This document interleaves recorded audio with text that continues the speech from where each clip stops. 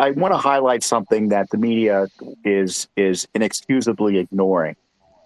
Uh, to use the term that the lawyers use, these Twitter files are admissions against interest when it comes to Twitter.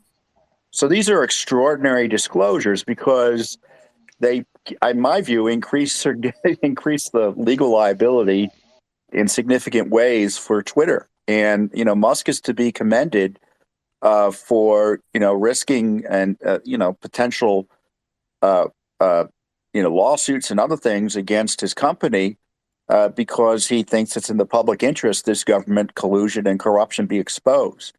And so this isn't someone making an allegation and you can say, oh, there's no credible information here. Now, these are corporate documents authorized for release by the head of the corporation who is ratifying their authenticity in dramatic ways on Twitter.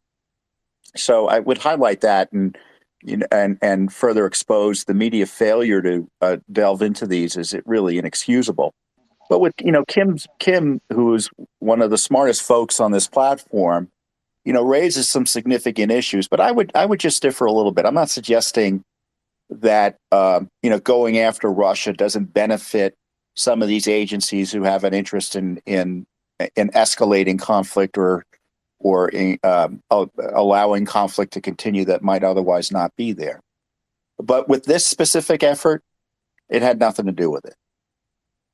When Russia is useful for the left politicians involved here who are corrupt, they will support Russia.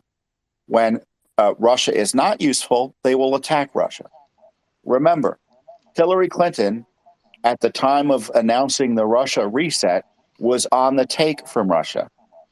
Joe Biden, through his family and Hunter, was on the take from Russia. Bill Clinton himself was receiving a cash payment to speak to a Russia government front company. And of course, we have the countless millions funneled into their operations, the Clinton Foundation operations by Uranium One. And then the election rolls around, and they literally have a Russian operative on staff to help create this fake story against Trump. So all of this is not done, in my view, by at least these instant politicians we're talking about, Clinton, Obama, and the Democratic senators, because they're thinking forward the way Kim suggests. Maybe that was helped along by people within the government who are happy to have this as an excuse to advance their separate agenda. But the principal reason behind these lies is to attack President Trump, try to jail him, while at the same time distracting from the fact that they were actually doing and had done everything they accused Trump of doing, which is taking cash in exchange for favors and trading their public office in ways never seen before in American history. And we now have a president who has been implicated 6 ways to Sunday, even though the media won't admit this, in financial improprieties with the Russian governments and their fronts. And remember, Burisma, we say Ukraine. Burisma was not, quote, on the Zelensky side of the scale in Ukraine. It was a Russian leading company. So they're up to their necks in Russia corruption here in this administration.